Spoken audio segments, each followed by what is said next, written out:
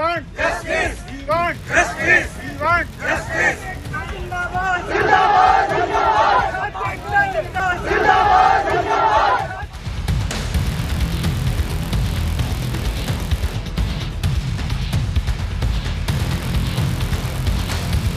उत्तर प्रदेश के रामपुर स्थित मोहम्मद अली जौहर विश्वविद्यालय को लेकर चल रहा विवाद अब राजनीतिक रूप से और गर्म हो गया। समाजवादी पार्टी के वरिष्ठ नेता और विश्वविद्यालय के संस्थापक मोहम्मद आजम खान के समर्थन में अब बहुजन समाज पार्टी यानी कि बीएसपी प्रमुख मायावती भी खुलकर सामने आ गई। उन्होंने विश्वविद्यालय की इमारतों को ध्वस्त करने के आदेश पर सवाल उठाते हुए कहा कि सिर्फ जौहर यूनिवर्सिटी ही नहीं बल्कि किसी भी शिक्षण संस्थान के मामले में बुलडोजर की कार्रवाई अंतिम विकल्प नहीं होनी चाहिए।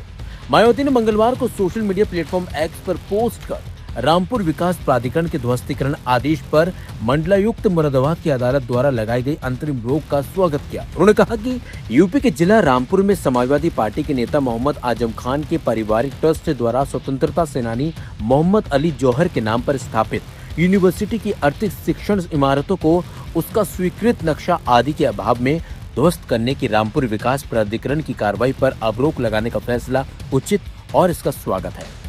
वैसे केवल जौहर विश्वविद्यालय ही नहीं बल्कि पूरे उत्तर प्रदेश में अगर अन्य और भी शिक्षण संस्थाएं हैं जो अपने निर्माण आदि में सरकारी नियमों आदि का सही से अनुपालन नहीं कर पाए हैं तो उन पर भी बुलडोजर चलाकर तोड़ने की सख्ती करने के बजाय सरकार को उन सबको सही व नियमित कराने के संबंध में जरूरी कार्रवाई करने की नीति अपनानी चाहिए ताकि वहां शिक्षा हासिल करने वाले सभी छात्र छात्राओं का जीवन किसी भी प्रकार से प्रभावित ना होने पाए।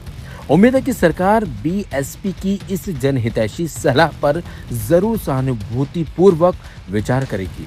इसी बीच विश्वविद्यालय प्रबंधन को कानूनी मोर्चे पर बड़ी राहत मिली। मंडलायुक्त की अदालत ने स्पष्ट किया है कि मामले के अंतिम निस्तारण तक रामपुर विकास प्राधिकरण के उपाध्यक्ष द्वारा पारित ध्वस्तीकरण आदेश प्रभावी नहीं रहेगा। इसके चलते विश्वविद्यालय परिसर में फिलहाल किसी भी प्रकार की तोड़फोड़ या बुलडोजर कार्रवाई नहीं की जाएगी। गौरतलब है कि रामपुर विकास प्राधिकरण ने अपने आदेश में कहा था कि राजस्व ग्राम सिंगनखेड़ा स्थित मोहम्मद अली जौहर ट्रस्ट की भूमि पर बने 38 निर्माण स्वीकृत मानचित्र के बिना किए गए हैं। आरडीए के अनुसार एकेडमी और मेडिकल भवनों को छोड़कर लगभग 82,000 वर्ग मीटर क्षेत्र में बने इन निर्माणों को 15 दिनों के अंदर खुद हटाने का निर्देश दिया गया था। आदेश में ये भी कहा गया था कि निर्धारित समय सीमा में कार्रवाई नहीं होने पर प्राधिकरण खुद ध्वस्तीकरण करेगा और उसका खर्च भू राजस्व की तरह वसूला जाएगा। जौहर विश्वविद्यालय के मुद्दे पर विपक्षी दलों ने भी राज्य सरकार को घेरना शुरू कर दिया। मायावती के अलावा चंद्रशेखर आजाद ने भी इस कार्रवाई का विरोध किया था।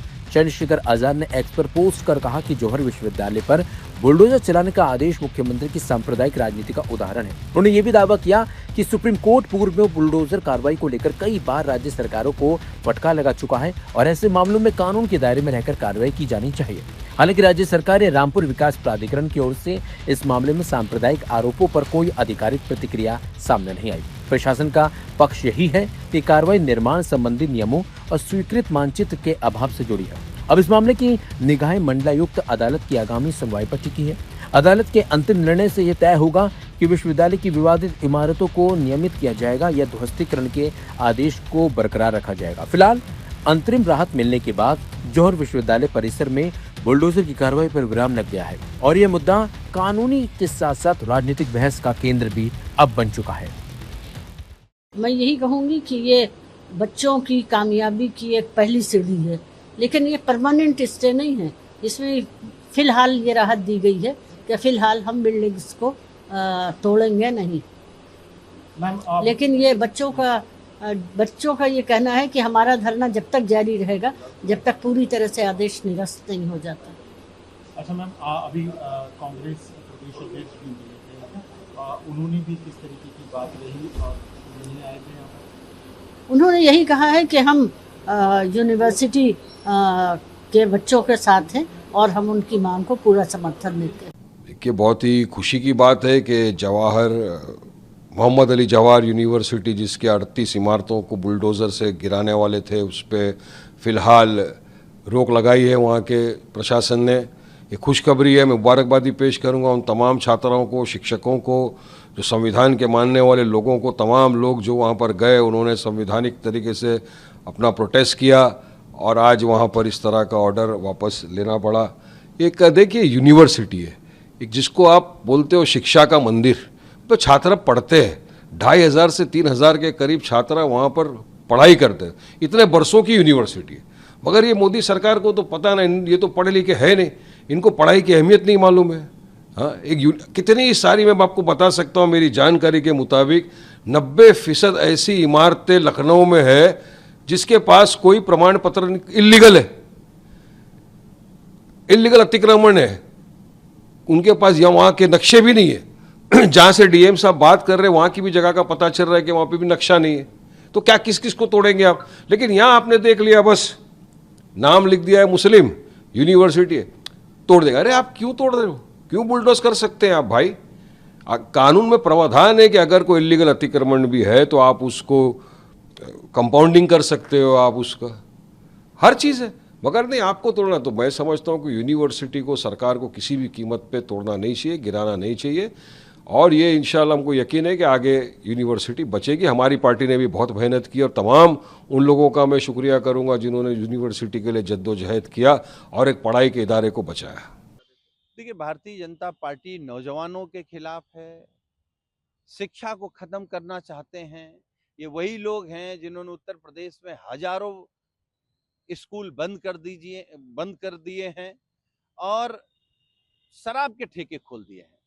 जौहर विश्वविद्यालय जो आदरणीय आजम साहब ने बनाया था, एक विश्वविद्यालय, शानदार विश्वविद्यालय, क्योंकि बीजेपी कोई नया बना नहीं सकती, इसलिए उसको विध्वंस करने में बहुत मजा आता है। आप नौजवानों का भविष्य चौपट कर देंगे, यूनिवर्सिटी गिराने की मंशा रखेंगे, बुलडोजर की धमकी देंगे। लेकिन ये आज जो रोक लगी है, ये साबित करती है कि माननीय अखिलेश यादव जी के नेतृत्व में, उनके दिशा निर्देश पर, जो जौहर विश्वविद्यालय में भी छात्र नौजवान धरने पर थे,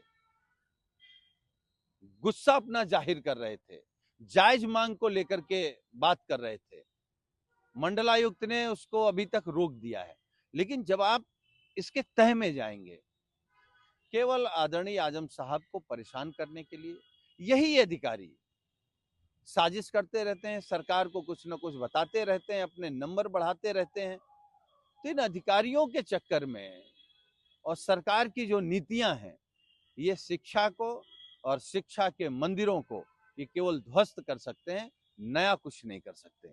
ये लोकतंत्र की जीत जैसे जंतर मंतर पर हुई थी, वैसी ही जीत ये भी है जो जौहर विश्वविद्यालय में रोक लगी है।